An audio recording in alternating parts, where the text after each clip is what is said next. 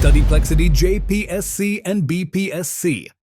Hello aspirants, welcome to studyplexity channel. मेरा नाम सुजय सुकोमल है। लास्ट वीडियो में मैंने आपसे बिहार स्पेसिफिक सब्जेक्ट के ऊपर बात की थी। बिहार से रिलेटेड वीडियोस हम ला रहे हैं क्योंकि बीपीएससी की जो परीक्षा है वो जुलाई में शेड्यूल कर दी गई है। टेंटेटिव डेट है लेकिन परीक्षा होने के आसार है।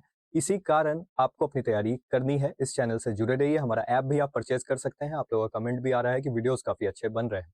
तो आइए शुरू करते हैं आज का वीडियो। आज का जो टॉपिक है वो बहुत ज्यादा इंपॉर्टेंट टॉपिक है बिहार के लिए।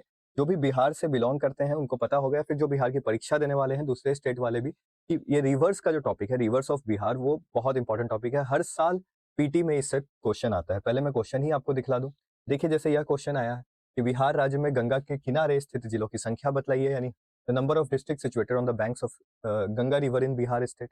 तो जिस तरह से क्वेश्चन आ रहे हैं, और एक चीज समझिएगा कि यह वीडियो दोनों मीडियम ऑफ एस्पिरेंट्स के लिए है, हिंदी के लिए भी इंग्लिश के लिए भी, दोनों लैंग्वेज में मैं आपसे चीजें समझाता हूँ। तो बने रहिएगा इस वीडियो पे लास्ट तक, स्किप नहीं करिएगा, क्योंकि पीवाईक्यूज बहुत ज्यादा इंपॉर्टेंट है समझना। कि जब मैंने ये पीवाईक्यूज देखा तो मुझे लगा कि जब तक आपको डिस्ट्रिक्ट्स की समझ नहीं होगी, जब तक आपको प्रमंडल की समझ नहीं होगी, तो आप इस तरह के क्वेश्चंस बना ही नहीं सकते। सिर्फ रिवर का कॉन्सेप्ट इंपॉर्टेंट नहीं है, इसलिए मैंने लास्ट वीडियो आपके लिए रिकॉर्ड किया था जिसमें मैंने प्रमंडल, अनुमंडल और ये सब चीजों के ऊपर आपसे बात की थी। याद होगा आपको यह वीडियो। अगर आपने नहीं देखा है, जो नए हैं इस चैनल पे, वो वीडियो जरूर वॉच करें, ऊपर जो लिंक फ्लैश कर रहा है। साथ ही आगे मैं आपको बता दूं, जब आपको प्रमंडल अनुमंडल जिलों का नॉलेज हो जाएगा, तब हम रिवर्स की एक अच्छी समझ ले सकते हैं। और जब पीवाईक्यूज पे हम वापस आएंगे तो देखेंगे कि प्रमंडल से ही क्वेश्चन पूछते हैं। पहले तो आपको अंडरस्टैंडिंग होना चाहिए कौन सा रिवर का उद्गम स्थान कहाँ है, कहाँ से वो ओरिजिन करती है, कहाँ उसका डेस्टिनेशन है, कहाँ उसका मुहाना है, और उसका कोर्स क्या है। रिवर बेसिन में डिफरेंट, रिवर बेसिन क्या होता है, कैचमेंट क्या होता है, दोनों के बीच का डिफरेंस क्या है, ये सभी चीजों पर इस वीडियो में बात करेंगे।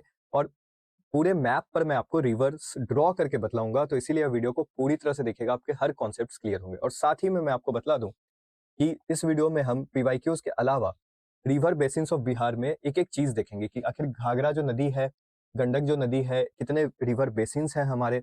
उसके अलावा नॉर्थ में भी रिवर्स है हमारे, साउथ में भी है, तो सभी चीज देखेंगे। रिवर बेसिन्स को हम देखेंगे कौन कौन जिलों से गुजरती है। ये क्वेश्चन आया हुआ है, पीवाईक्यू है बीपीएससी का। तो अगर गंगा पे पूछ सकता है तो घाघरा पे भी कल पूछ सकता है। तो एक एक रिवर को हम डिटेल्ड में देखेंगे। और साथ ही आपको मैं बतलाऊंगा कि जब हम रिवर्स देख लेंगे तब हम उस रिवर्स के कोर्स लेंथ पर भी बात करेंगे। कौन सी रिवर की लंबाई क्या है, कितनी लंबी वो बहती है बिहार में, इस पे भी क्वेश्चंस आते हैं।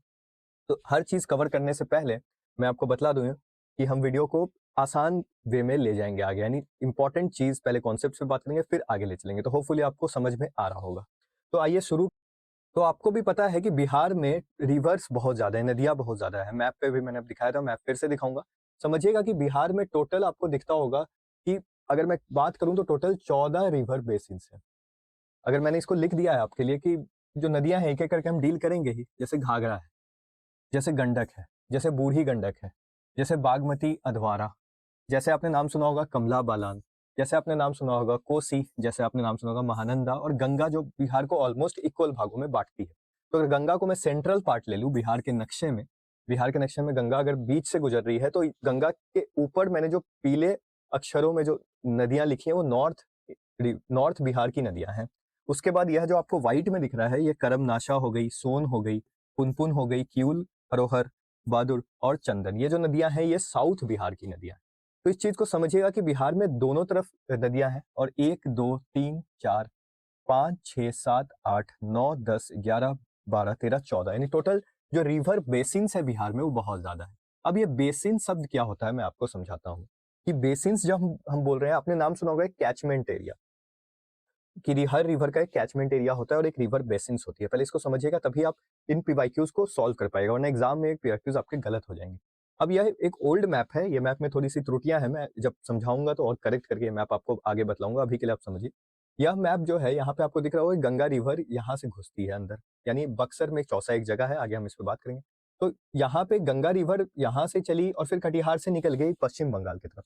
तो गंगा रिवर में ऊपर से बहुत सारी नदियां आकर मिल रही हैं। आपको दिख ही रहा होगा, गंडक नदी, बूढ़ी गंडक हो गई, बागमती, कमला, कोसी, महानंदा, ये सब गंगा में आके मिल जाती हैं। कुछ बिहार में मिलती है, कुछ बिहार के बाद भी मिलती हैं।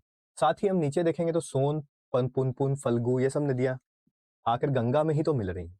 तो जब यह सब नदियां गंगा में आके मिल रही हैं, तो अगर क्वेश्चन में आपसे पूछेगा कि गंगा का रिवर बेसिन क्या है, तो सिर्फ आप गंगा जो लिखा हुआ है और गंगा ऐसे बह रही है, उसी के आसपास का, मान लीजिए पटना है तो पटना मार्क करके नहीं आ सकते। जो भी नदियां गंगा में जितना पानी लेकर आ रही हैं दूर दराज के इलाके से, उसका रिवर बेसिन उतना ही विस्तार हो जाएगा।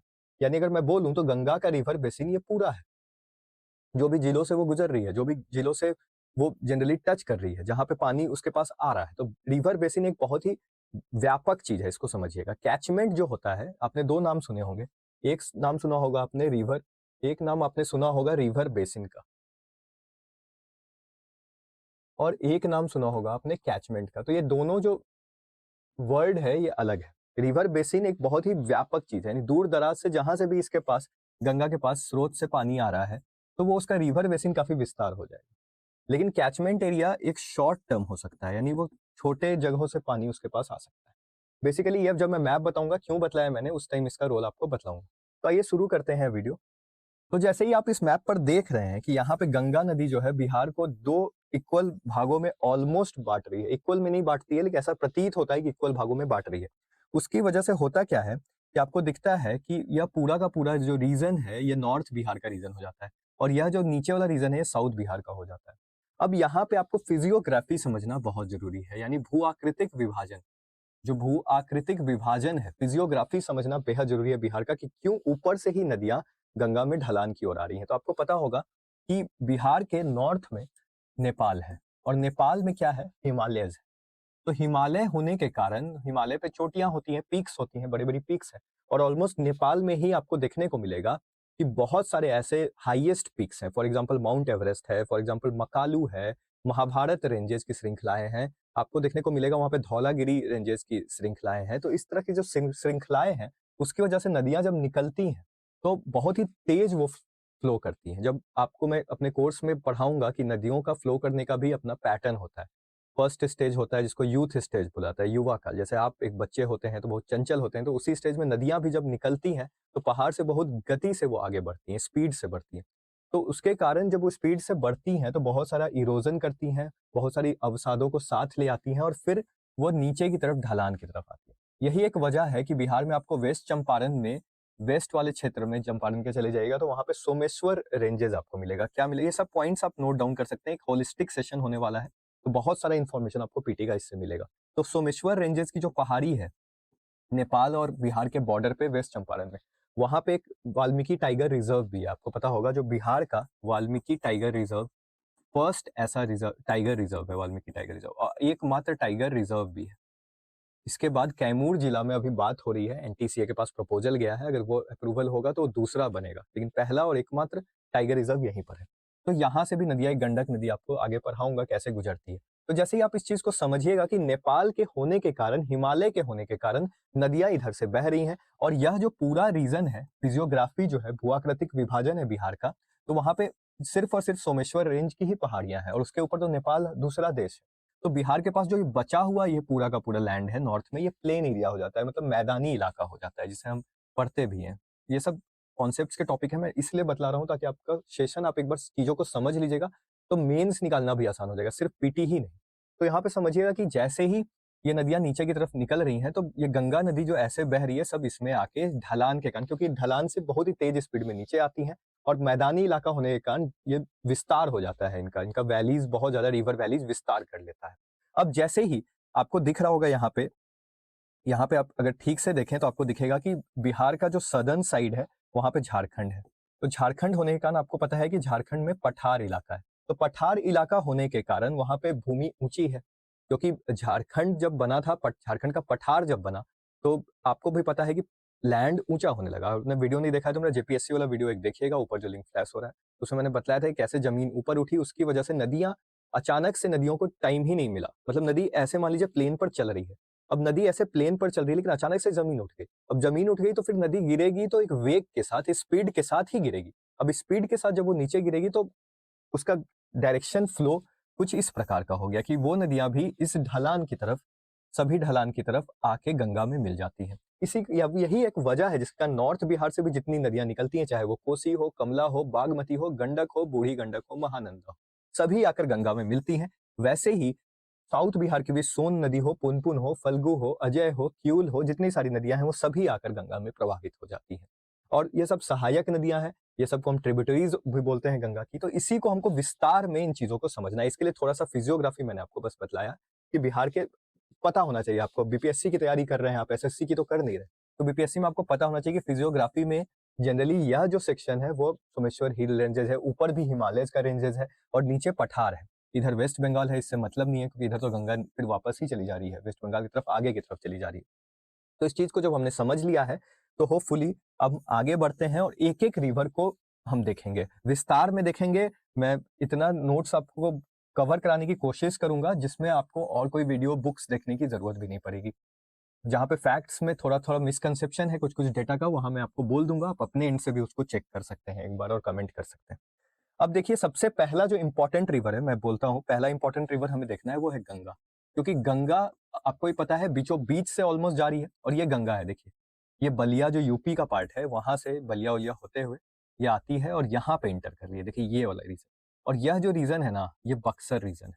यानी बक्सर रीजन में एक जगह है चौसा, इंपॉर्टेंट है। चौसा बक्सर में है, आपको पता होगा, हिस्ट्री में आपने बैटल ऑफ चौसा पढ़ा होगा। तो जैसे ही ये चौसा के आसपास से गुजरती है, इंटर करती है बिहार के टेरिटरी में। अब गंगा के लिए अलग वीडियो हम देखेंगे कि गंगा गंगोत्री से निकलती है, ओरिजिन क्या है उसका एग्जैक्ट। गंगा के बारे में आपने पढ़ा होगा जब आप जनरल तैयारी करते हैं कि आपका भागीरथी जो नदी है और अलग नंदा जो नदी है, दोनों नदी आपस में मिलती है तो देवप्रयाग के पास गंगा का फिर वो जो नदी आगे बढ़ती है दोनों के कॉन्फ्लुएंस से, तो उसे हम गंगा बोलते हैं। फिर हरिद्वार में आके वो प्लेन एरियाज, मैदानी इलाकों में उतर जाती है। तो इस तरह से गंगा बहुत सारे स्टेट्स कवर करते हुए आती है। उत्तराखंड है, उत्तर प्रदेश है, और उत्तर प्रदेश के बाद जब ये बिहार का सेशन हम ले रहे हैं तो बिहार से रिलेटेड हम रिवर्स का ही इन्फॉर्मेशन ज्यादा देखेंगे, और जहां जहां आपको इन्फॉर्मेशन वैसा मिलेगा मैं बताऊंगा। तो जैसे ही ये बिहार में चौसा के पास एंटर करती है तो बहुत सारे जिलों से होकर ये बढ़ती है, जिसके कारण जो इंपॉर्टेंट पॉइंट है कि almost divides Bihar into two equal halves. लेकिन इक्वल हाफ्स में नहीं करता, अगर स्टेटमेंट देते तो ऐसा मत टिक करके आइएगा। ऐसा प्रतीत होता है कि एकदम इक्वल एरिया में बांट दे रही है, लेकिन इक्वल क्षेत्रफल में नहीं बांट। अब जैसे ही गंगा यहाँ से कटिहार से वापस वेस्ट बंगाल की तरफ निकल जाती है तो इसमें दो पॉइंट आपको याद रखना है, कहाँ पे इंटर कर रही है, जो मैंने ऑलरेडी आपको बताया चौसा बक्सर में, और कहाँ से निकल जा रही है तो कटिहार जो आखिरी जिला है जहाँ पे गंगा बहती है, और यहाँ से फिर ये निकल जाती है। मैप पे मैं आपको दिखा दूंगा। अब गंगा में जब आपने यह चीज समझ लिया है तो एक चीज और समझिए कि गंगा में गंगा कितने जिलों से बिहार में क्रॉस करती है, क्योंकि इस पे क्वेश्चन आया हुआ है। इस पे प्रमंडल से रिलेटेड भी क्वेश्चन आया था, इसलिए मैंने बोला था लास्ट वीडियो आप जरूर से देख लीजिएगा। अब जैसे ही इस क्वेश्चन को सॉल्व करने के लिए हम थोड़ा आगे जाएंगे, तो इस मैप पर हम देखेंगे कि गंगा, यहाँ पे मैंने आपको बताया कि जैसे ये चौसा के पास इंटर कर रही है, ये बक्सर इसने टच किया, बक्सर जैसे ही टच किया उसके बाद ये भोजपुर गई। भोजपुर आपको दिख रहा होगा, ये बक्सर है या भोजपुर है। भोजपुर के बाद आपको ही पता है पटना, और पटना में फिर पटना टच करते हुए, लेकिन ऊपर भी कुछ जिले हैं, सिर्फ नीचे तो है नहीं, तो ऊपर ये सारण को भी टच कर रही है। तो टोटल कितना हो गया, अगर मैं एक अपने कॉपी में आप नोट डाउन कर सकते हैं, 2 3 4। पहला हो गया बक्सर, दूसरा भोजपुर, तीसरा पटना, चौथा आपका सारण। इसके बाद पांचवा ये आप देखिए वैशाली ऊपर में, फिर नीचे में नालंदा कर रही है कि नहीं कर रही है, नहीं कर रही है। ध्यान से इस चीज को समझिएगा, नालंदा को ये टच नहीं कर रही है। पांचवा वैशाली, फिर ये समस्तीपुर छठा, फिर ये आपका सातवां बेगूसराय, बेगूसराय हो गया। और ये तो पटना का ही बाउंड्री है, ये जो दिख रहा है आपको। ये यहाँ पे कंफ्यूज मत होगा, बहुत लोगों को लगता है कि पटना यहीं पे खत्म हो गया, पटना आगे तक है।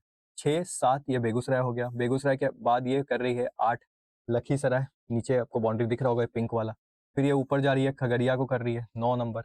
फिर ये कर रही है मुंगेर को, मुंगेर यहाँ पे दिख रहा है आपको। फिर ये कर रही है भागलपुर को, और फिर ये कर रही है कटिहार को, और कटिहार को टच करते हुए वेस्ट बंगाल की तरफ आगे बढ़ जाती है। यानी टोटल अगर मैं देखूं तो टोटल 12 जिलों से गंगा टच करते हुए निकल रही है। यही क्वेश्चन पूछा था, लेकिन अब अगर क्वेश्चन पूछ देता कि गंगा के कितने, गंगा का रिवर बेसिन्स के हिसाब से बताइए, तो बहुत ज्यादा हो जाता है, क्योंकि गंगा में मैंने बताया कि ऊपर से गंडक भी मिल जा रही है, तब तो ये सब जिला भी काउंट हो जाएगा, और उतना पॉसिबल नहीं है, इसलिए क्वेश्चन वैसा फ्रेम नहीं होता है। एग्जाम के पर्सपेक्टिव से इस चीज को समझिएगा।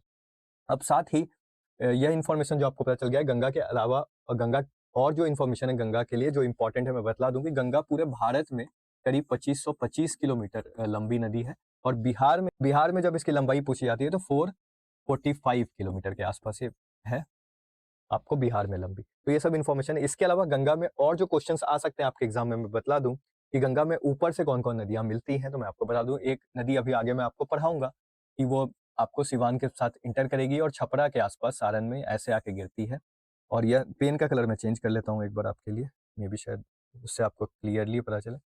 तो यहाँ पे जब आप देखेंगे तो यहाँ पे एक नदी है, और वो नदी ऐसे आके यहाँ पे मिलेगी, इसको हम बोलते हैं घाघरा नदी। फिर घाघरा नदी के अलावा आपको पता ही है गंडक नदी भी है, पटना के पास आके मिलती है।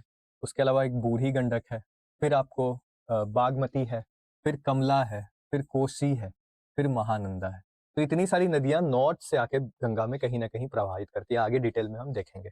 इसके अलावा साउथ से बहुत सारी नदियां हैं, सोन नदी है, करमनाशा नदी है, क्यूल नदी है, अजय नदी है, ये सब नदी।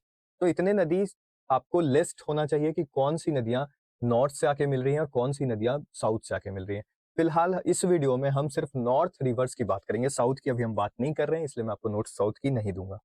तो नॉर्थ में आप नोट डाउन कर सकते हैं, पहली नदी जो सबसे वेस्टर्न मोस्ट फ्रंट से आकर मिलती है वो है आपकी घाघरा नदी। उसका नाम क्या हो जाता है आपका, अगर मैं इसको इरेज करके यहीं पे लिखता जाऊं तो आप नोट डाउन कर सकते हैं इस चीज को कि पहली नदी अगर है तो घाघरा है, उसके बाद है गंडक, उसके बाद है आपकी बूढ़ी गंडक, उसके बाद है आपकी बागमती। जो मेजर रिवर्स है, इसके अलावा भी बहुत छोटे छोटे रिवर्स है लेकिन मेजर रिवर्स हम पढ़ते हैं, बागमती है, कमला है, कोसी है, और फिर है आपकी महानंदा।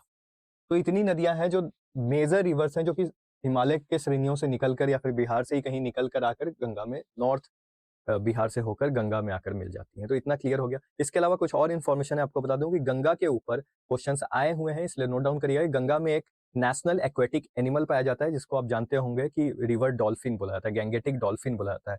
तो जो गैंगेटिक डॉल्फिन है इसे बोला जाता है, हिंदी में इसे बोला जाता है, देखिए दोनों लैंग्वेज में मुझे लिखना तो यहाँ पॉसिबल नहीं होगा, मैं हिंदी उच्चारण करूंगा। तो गैंगेटिक डॉल्फिन राष्ट्रीय जलीय पशु है, यानी नेशनल एक्वेटिक एनिमल है। इस चीज को आप नोट डाउन करिएगा कि डॉल्फिन जो है वो नेशनल एक्वेटिक एनिमल है और जनरली आपको यह गंगा रिवर में मिलता है। और गंगा रिवर में जब ये मिलता है तो ये कहाँ कहाँ मिलता है ये नोट डाउन आपको कर लेना चाहिए कि गंगा में जनरली आपको दिखेगा कि नॉर्थ बिहार के जो रिवर्स है वहां पे ये पाया जाता है। साथ ही इसका IUCN स्टेटस बहुत ज्यादा इंपॉर्टेंट है। साथ ही में इसका जब IUCN स्टेटस इंपॉर्टेंट है तो आप IUCN एक बॉडी है, ये कंजर्व करती है, प्रोटेक्ट करती है। इन्वायरमेंट के क्लास में स्पेशली आपको बतलाऊंगा, जो भी जैसे स्पीसीज होती हैं, जो स्पीसीज होती हैं उनको प्रोटेक्ट करने के लिए, मान लीजिए उनकी संख्या घट रही है, तो संख्या जब उनकी घटती है, जैसे टाइगर की संख्या भारत में बहुत घट गई थी, तो उसको एक स्टेटस दिया जाता है, क्या वो क्रिटिकली इंडेंजर्ड है, क्या वो इंडेंजर्ड है। तो इस तरह से आपको ये डॉल्फिन का जो गैंगेटिक डॉल्फिन है उसका IUCN स्टेटस पढ़ लेना चाहिए, एग्जाम में अब पूछता है। तो इसका IUCN स्टेटस इंडेंजर्ड है, उसको कैपिटल ई से भी लिखा जाता है, कैपिटल ई से भी डिनोट किया जाता है, इंडेंजर्ड है। तो इस तरह से नेशनल एक्वेटिक डॉल्फिन के लिए 2 सेंटर्स बनाए गए हैं, आपको पता होगा। एक विक्रमशिला में, भागलपुर में, आप नोट डाउन कर सकते हैं उस चीज को, मैं आगे आपको बता दूं कि यहाँ पे अगर आप देखिएगा, यहाँ पे आपको बता दूं कि जो गैंगेटिक डॉल्फिन है, अभी मैंने आपको जो बताया गैंगेटिक डॉल्फिन है, लिख लीजिएगा इसको, ये नेशनल एक्वेटिक एनिमल है, यानी हिंदी वाले आप इसको लिख सकते हैं कि राष्ट्रीय जल पशु है। और नेशनल एक्वेटिक एनिमल, इसका स्टेटस क्या था, IUCN स्टेटस इंडेंजर्ड था, इसको भी नोट डाउन करेगा, इंडेंजर्ड यानी खतरे में। और साथ ही में ये कहाँ पे इसको बचाने के लिए 2 चीजें बनाई गई, एक तो पटना में बनाया गया है, आप कमेंट करके मुझे बता सकते हैं, और दूसरा बनाया गया है आपको, पहला तो आपको ही पता है विक्रमशिला में पहले ही बनाया गया था। तो विक्रमशिला कहाँ पे है, तो ये भागलपुर में है। और भागलपुर में आपको पता है कि Gangetic Gangetic dolphin wildlife century, यानी हिंदी में आपको बता देता हूँ कि यहाँ पे जनरली गैंगेटिक डॉल्फिन को बचाने के लिए गैंगेटिक डॉल्फिन GD जिसे बोलते हैं, Gangetic dolphin wildlife century बनाया गया, जिसे हिंदी में आप बोल सकते हैं गैंगेटिक डॉल्फिन के लिए वन्य जीव अभ्यारण्य का खोला गया यहाँ पे भागलपुर में। ये एक जनरली 60 किलोमीटर का एक स्ट्रेच है, 60 किलोमीटर सुल्तानगंज से लेके कहलगांव तक, लिख लीजिएगा 60 किलोमीटर सुल्तानगंज से लेके कहलगांव तक आपको ये एक स्ट्रेच बनाया गया है जिसमें हम प्रोटेक्ट कर रहे हैं इस जानवर। साथ ही पटना में आपको पता होगा नेशनल डॉल्फिन रिसर्च सेंटर बनाया गया है। ये गंगा, आप कभी जाइएगा पटना में, NIT घाट है पटना में, जाइए वहां पे आपको इसका बिल्डिंग भी दिखेगा, एकदम गंगा नदी बहती है, गांधी मैदान से गाय घाट वाला जो एरिया है उसी के आपको NIT घाट के आसपास, गांधी घाट के आसपास, यानी राष्ट्रीय डॉल्फिन अनुसंधान केंद्र है ये पटना में। तो कंफ्यूज मत होइएगा, gangetic dolphin wildlife sanctuary Bhagalpur में, विक्रमशिला में, और national dolphin research centre Patna में है। इंपॉर्टेंट है, एग्जाम में आपसे पूछ सकता है। इसके अलावा गंगा से जो और इंपॉर्टेंट चीजें हैं मैं आपको बतला दूं कि गंगा में जब आप जाइएगा तो गंगा के साउथ बैंक पे आपको दिखेगा, यहाँ पे दिखेगा कि भीम बंध वाइल्ड लाइफ सेंचुरी बनाया गया है। उसका नाम क्या है, भीम बंध वाइल्ड लाइफ सेंचुरी, ये मुंगेर में बनाया गया है। और मुंगेर के आसपास है, मुंगेर से ज़्यादा दूर नहीं है। तो भीमबंध वाइल्ड लाइफ सेंचुरी जो है, इसके आप देखिएगा इस साइड, मतलब इस रीजन में, इसके ईस्टर्न साइड में इधर देखिएगा तो संथल परगना आता है, जो कि झारखंड में आपको पता होगा। संथल परगना जो है उसमें आपके जिले आते हैं, गोड्डा हो गया, पाकुड़ हो गया, साहेबगंज हो गया, जो कि यहाँ इस क्षेत्र वाला है। और इसके नॉर्थ में आपका बहता है गंगा। और ये Bhimbandh wild life sanctuary important है क्योंकि महाभारत काल में भी आपको देखने को मिला था कि इससे कुछ माइथोलॉजिकल स्टोरीज भी जुड़े हुए हैं कि भीम ने यहाँ पर बांध बनाया था, इसीलिए इसका नाम भीम बांध पड़ा जब वो कारावास का समय काट रहे थे। इसी प्रकार भीमबांध वाइल्ड लाइफ सेंचुरी आपका छोटा नागपुर प्लेटू के ऊपर है। ये छोटा नागपुर प्लेटू पठार का एरिया है, इधर संथल परगना है और इसके नॉर्थ में गंगा बह रही है, तो याद रखिएगा। साथ ही साथ आपको एक चीज और जानना है कि यहाँ पर अगर आप देखें तो एक बार यूपीएससी में क्वेश्चन पूछा था, जिसका हाई चांसेस है कि बीपीएससी उसको रिपीट करेगा, क्योंकि यूपीएससी के क्वेश्चन रिपीट करता है। तो आपको पता है कि बूढ़ी गंडक एक नदी है, मैं आगे पढ़ाऊंगा। तो बूढ़ी गंडक जो नदी है वो गंगा में आकर मिलती है खगड़िया के आसपास। तो खगड़िया के आसपास जब ये आकर मिलती है तो वहीं पर उससे जस्ट पहले बेगूसराय में कांवर झील का नाम आपने सुना होगा। क्या है उसका नाम? कांवर लेक या कांवर झील सुना होगा। यह बिहार का सबसे पहला वेटलैंड साइट था, रामसर साइट था। वेटलैंड अलग होता है, रामसर अलग होता है, पढ़ाऊंगा कभी। तो ये रामसर साइट जो आपने नाम सुना होगा, रामसर साइट जो वेटलैंड्स आर्द्र भूमि होते हैं उनको बचाने के लिए, जो भी प्रकृति रूप से क्षेत्र होते हैं उनको बचाने के लिए ये खोला जाता है। जहाँ पे जो बर्ड्स आते हैं, बहुत सारे माइग्रेटरी बर्ड्स आते हैं, आपने देखा होगा कोई झील आपने विजिट किया होगा तो बहुत सारे बर्ड्स आते हैं, पक्षी आते हैं, तो उनको बचाने के लिए वो जो आर्द्र भूमि होता है इन्वायरमेंट के लिए, पर्यावरण के लिए काफी ज्यादा इंपॉर्टेंट है। तो इसी कारण यहाँ पे कांवर झील को बचाने के लिए उसको रामसर साइट का दर्जा दिया गया था। रामसर साइट एक प्रक्रिया है जिसके तहत ईरान में इसकी शुरुआत हुई थी। रामसर एक जगह है ईरान में, इन्वायरमेंट क्लास में डिटेल में आपको पढ़ाऊंगा। तो बूढ़ी गंडक, यूपीएससी ने पूछा, उसने स्टेटमेंट दिया कि गंडक नदी आकर गंगा में मिलती है और उसी के आसपास बेगूसराय में कांवर झील बनाती है, लेकिन ऐसा नहीं है, गंडक नदी नहीं बहती है, बूढ़ी गंडक बहती है। गंडक जब मैं पढ़ाऊंगा तो आपको बताऊंगा कि गंडक जो थी वो पुराने टाइम पे जिस डायरेक्शन में बहती थी अब वहां से नहीं बहती है, और वही पुराने टाइम पे जो उसका डायरेक्शन था बहने का उसी को बूढ़ी गंडक बोलते हैं। तो इस तरह से ये इंपॉर्टेंट लेक है, बेगूसराय के आसपास है, आपको जान लेना चाहिए। तो इतने सारी इन्फॉर्मेशन है जो गंगा से रिलेटेड है, और भी जो करंट अफेयर्स में अपडेट होगा मैं आपके लिए क्लासेस में लेकर आऊंगा। तो ये था, हमने देखा कि गंगा के बारे में। अब गंगा के बाद गंगा में जो नॉर्थ रिवर्स है जिसमें हम आज वीडियो में बात करने वाले हैं आपके सामने, एक एक करके हम शुरुआत करते हैं, जिसमें हम देखेंगे कि फर्स्ट है घाघरा। घाघरा से हम शुरुआत करेंगे। अब यहीं पर एक पॉइंट और नोट डाउन करिएगा और घाघरा पे जाने से पहले, कि यहाँ पे आपको देखने को मिलेगा कि गंगा में ऊपर से बहुत सारी नदियां आती है और नीचे से भी नदियां आती है। तो ऊपर से गंडक नदी आती है और यहाँ से घाघरा आती है। तो ये दोनों, जो गंडक नदी है और घाघरा नदी है, ये दोनों उत्तर प्रदेश और बिहार की सीमा तय करते हैं। यानी यह जब बहते हैं तो कुछ इस प्रकार से बहते हैं कि मानो कि ये यूपी और बिहार की सीमा ही बना रहे हैं। और नीचे से एक नदी है जो कर्मनासा है, वो भी ऐसा ही काम करती है। तो 3 नदी इंपॉर्टेंट है सीमा के हिसाब से। अब डिटेल में हम देखते हैं घाघरा। तो यहाँ पर हम देखेंगे कैसे घाघरा नदी अपना जर्नी स्टार्ट करती है। तो बिहार में अपना जर्नी स्टार्ट करने से पहले हमें थोड़ा नेपाल का मैप देखना पड़ेगा, क्योंकि नेपाल से ही मैंने आपको स्टार्टिंग में बतलाया था कि कैसे बहुत सारी नदियां बिहार में प्रवेश करती हैं। उसमें अगर आप नेपाल का यह सेक्शन देख रहे हैं तो यहाँ भी कुछ रेंजेस हैं, यहाँ भी कुछ रेंजेस है, यहाँ भी कुछ रेंजेस है। जैसे यहाँ पे आपको पता होगा कंचनजंगा है, जो कि सिक्किम में भी आता है भारत में, और थोड़ा पार्ट नेपाल में भी आता है।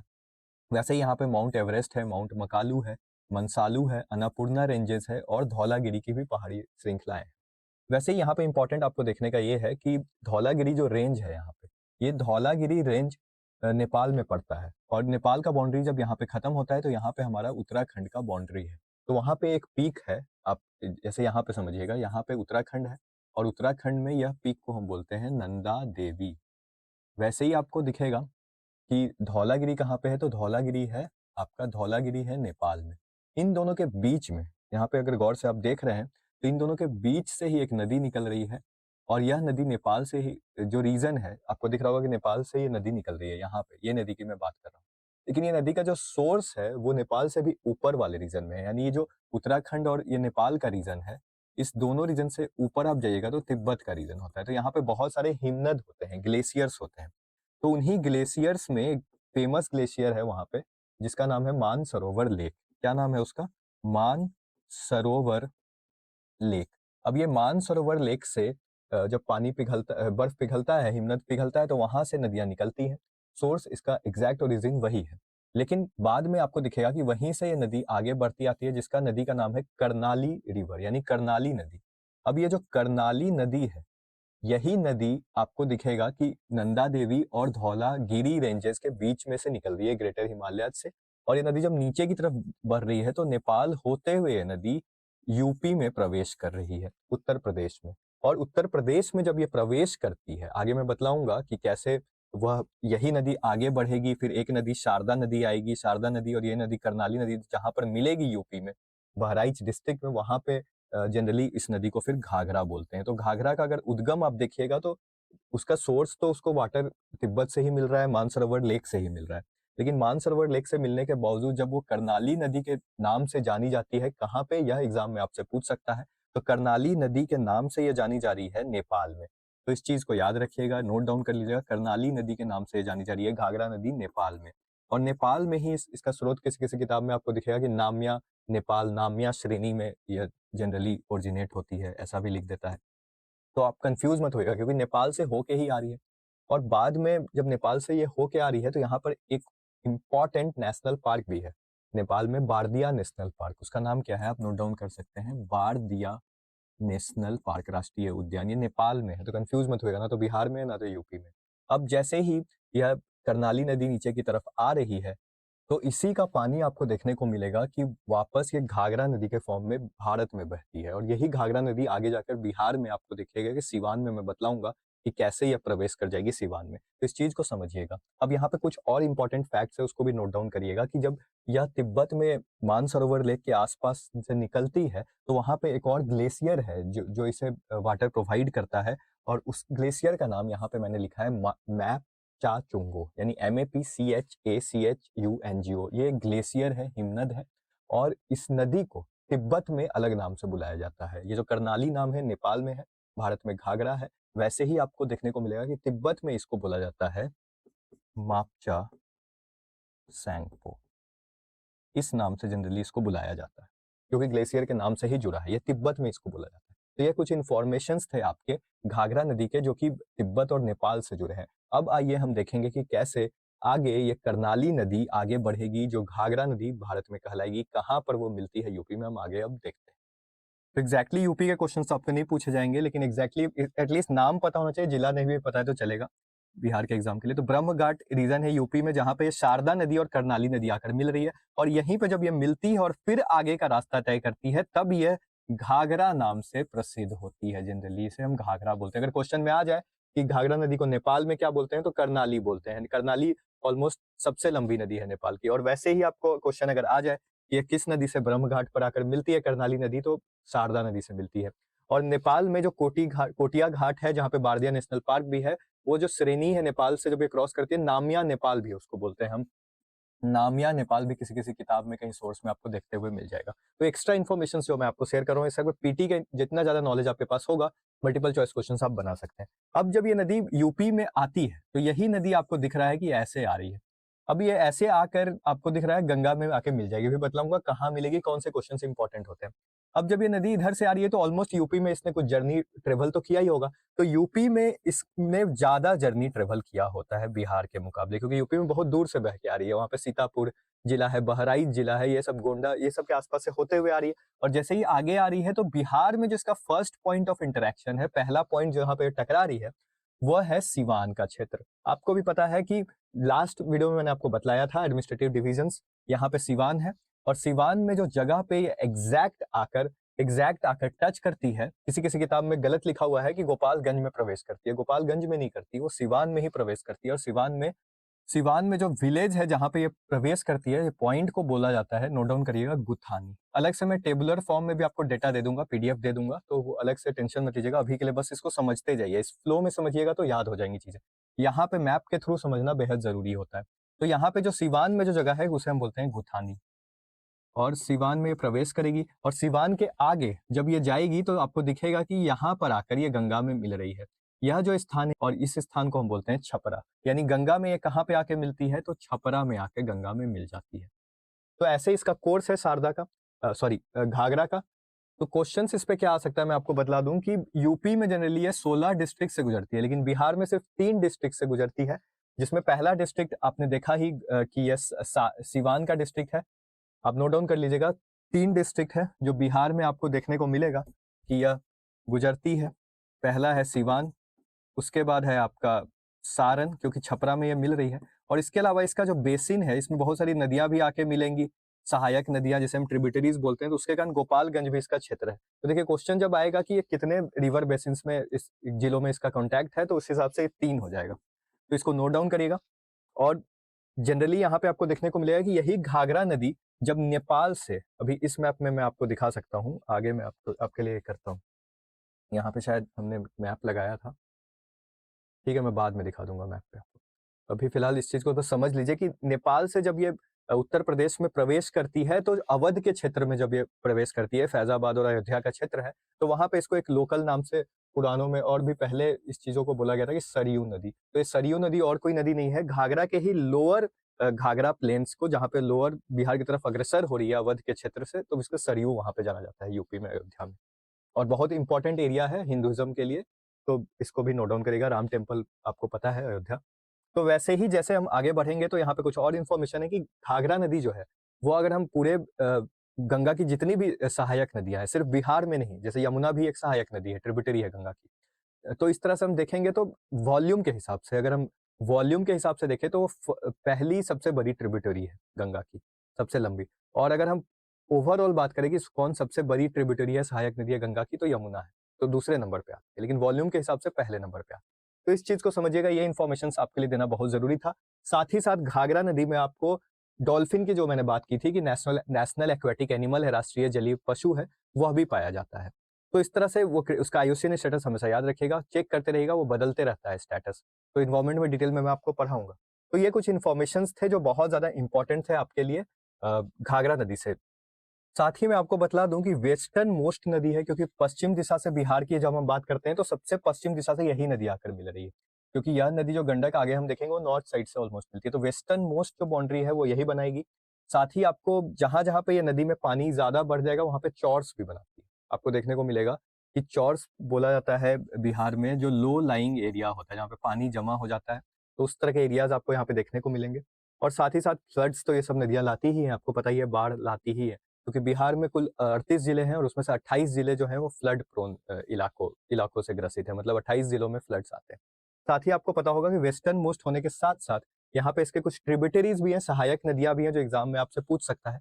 तो आपको एक चीज मैं बता दूं कि मान लीजिए कोई नदी ऐसे बह रही है और उसके बाएं तरफ से कोई नदी आकर उसमें जुड़ रही है, कोई सहायक नदी, तो उसकी लेफ्ट बैंक ट्रिब्यूटरी हो जाएगी। यानी अगर ये गंगा नदी है और इसका बायां तो यह हुआ, तो ऊपर से मान लीजिए बागमती नदी या कोसी नदी आकर इसमें मिल रही है, तो लेफ्ट बैंक टेरिटरी, कोसी क्या हुई, लेफ्ट बैंक सहायक नदी हो गई। और वैसे ही अगर राइट हैंड साइड से कोई आ रही है, जैसे फॉर एग्जांपल फल्गु ले लीजिए गंगा में, तो वो राइट बैंक होगी। तो इसी तरह घाघरा नदी के भी कुछ ट्रिब्यूटरीज हैं, लेफ्ट बैंक ही ट्रिब्यूटरीज इसके मेनली इंपॉर्टेंट है एग्जाम के लिए, तो आप नोट डाउन करिएगा। लेफ्ट बैंक ट्रिब्यूटरी सहायक नदियां क्या क्या है, छोटी गंडक है, गंडक की ही आपको, गंडक एक अलग नदी है, ये छोटी गंडक एक अलग नदी है। छोटी गंडक सहायक नदी है, किसकी ट्रिब्यूटरी है, घाघरा की, जहां पे एग्जामिनर आपसे कंफ्यूजन कर सकता है। उसके बाद सोंधी नाला, दाहा और झराही, इस तरह से 4 इंपॉर्टेंट है। राइट बैंक ट्रिब्यूटरीज इसकी कुछ खास है नहीं, तो इंपॉर्टेंट भी नहीं है। लेफ्ट बैंक ट्रिब्यूटरीज आपको इसकी याद होनी चाहिए। तो यह कुछ इंफॉर्मेशन था आपका घाघरा नदी से, जो आपके लिए जानना बेहद जरूरी था। अब नेक्स्ट जो नदी हम देखेंगे वो हम देखने वाले हैं गंडक। तो यहीं पर हमने देखा कि हमने गंगा नदी देख लिया और घाघरा नदी देख लिया है।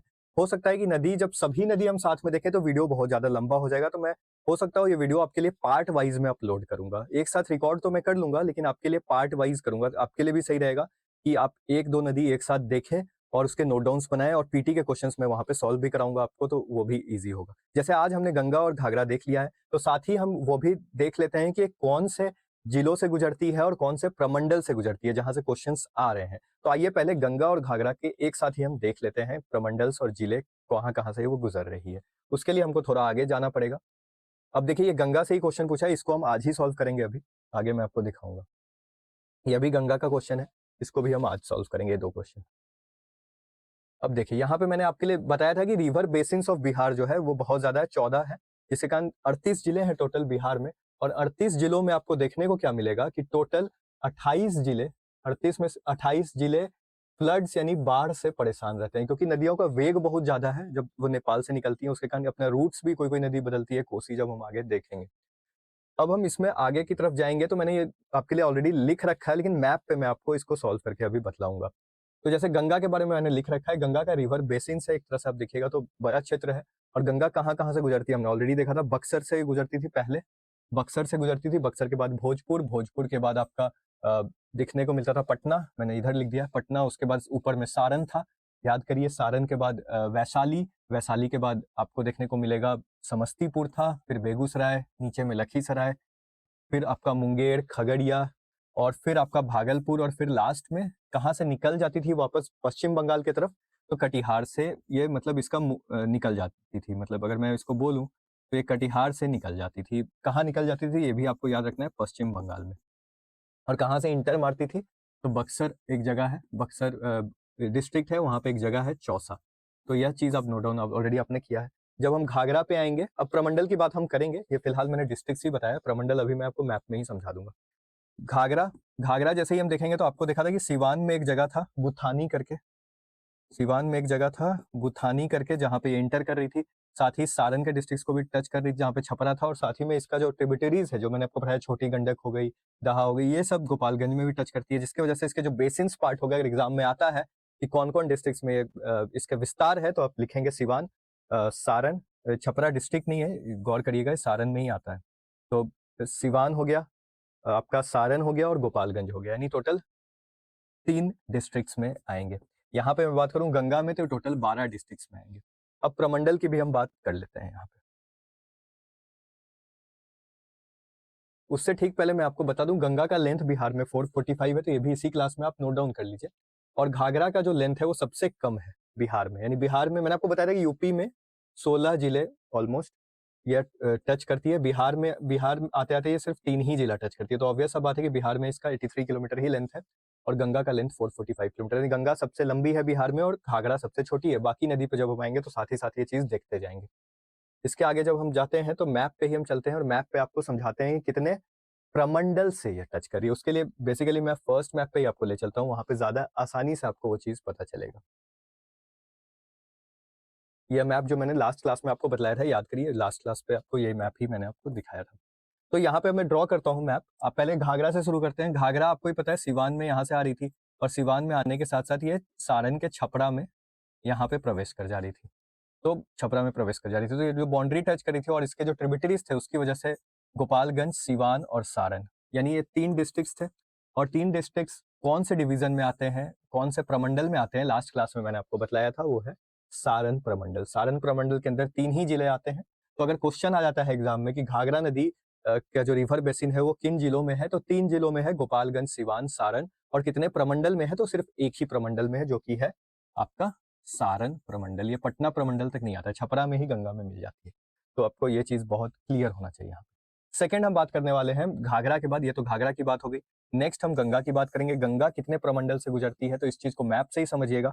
जैसे ही आप देखिएगा गंगा यहाँ से बक्सर से इंटर करती है, और बक्सर से इंटर करके भोजपुर, पटना, फिर सारण, वैशाली, और होते हुए समस्तीपुर, बेगूसराय, फिर नीचे जाती है मुंगेर, लखीसराय, फिर ऊपर उठती है खगड़िया, फिर भागलपुर, फिर ऐसे आके कटिहार से निकल जाती है। तो ऑलमोस्ट ये 12 जिलों से जा रही थी। 12 जिला मैंने आपको ऑलरेडी बतला दिया था, 1, 2, 3, 4, 5, 6, 7, 8, 9, 10, 11, 12। अब ये कितने प्रमंडल से टच करती है, इस चीज को देखिएगा, ये क्वेश्चन भी पूछा था। तो कितने प्रमंडल से टच करती है, सबसे पहले तो ये वाले प्रमंडल बक्सर और भोजपुर, जिसे देखते जाइए कौन से अलग कलर में, अगर आप फर्स्ट टाइम भी वीडियो देख रहे हैं तो समझ जाएगा। यह जो पूरा का पूरा प्रमंडल है ये पटना प्रमंडल है। तो पहला प्रमंडल में लिख सकता हूँ कि पटना प्रमंडल से टच कर रही है। पटना प्रमंडल के कौन से जिले से कर रही है, तो बक्सर, भोजपुर और पटना, 3 जिला है इस प्रमंडल का। यहाँ पे आप देख सकते हैं पटना प्रमंडल में 3 जिलों को टच कर रही है। ऐसे पटना प्रमंडल टोटल 6 जिले हैं। इसके अलावा सारण में, सारण वाले जिले को ये टच कर रही है, आप देख सकते हैं सारण प्रमंडल के सारण वाले जिले को टच कर रही है। आगे वैशाली को टच कर रही है, तो सारण को जैसे ही टच कर रही है तो मैं यहाँ पे लिख सकता हूँ कि सारण प्रमंडल को भी टच कर रही है। वैशाली को टच कर रही है, लेकिन वैशाली ग्रीन कलर में है, नहीं पूरा का पूरा जो ये भाग है ग्रीन का, ये है आपका तिरहुत का भाग। तिरहुत में भी 6 है, और क्षेत्रफल के हिसाब से लास्ट वीडियो में मैंने आपको बताया था सबसे बड़ा प्रमंडल है। तो अब आपको पता भी चल रहा होगा कि लास्ट वीडियो का कितना ज्यादा इंपॉर्टेंस है, क्योंकि क्वेश्चन पीवाईक्यूज डायरेक्ट यहाँ से है। अब जैसे ही आप देखेंगे तो ये हो जाएगा तिरहुत, ये हो गया आपका तिरहुत। तो पहला हो गया पटना, दूसरा हो गया सारण, तीसरा हो गया तिरहुत, चौथा हम देख रहे हैं। आगे की तरफ आगे बढ़ेंगे तो हमें देखने को मिलेगा कि ये समस्तीपुर को टच कर रही है। समस्तीपुर कौन सा प्रमंडल में आ रहा है, तो दरभंगा प्रमंडल में आ रहा है। दरभंगा प्रमंडल में जैसे ही ये आ रहा है तो हम यहाँ पे लिख सकते हैं ये दरभंगा प्रमंडल को भी टच कर रही है, चौथा प्रमंडल हो गया। आगे जब ये बढ़ेगी तो ये बेगूसराय, मुंगेर, खगड़िया, लखीसराय को टच कर रही है जिलों को, और ये सभी के सभी जिले आपके मुंगेर प्रमंडल में आते हैं।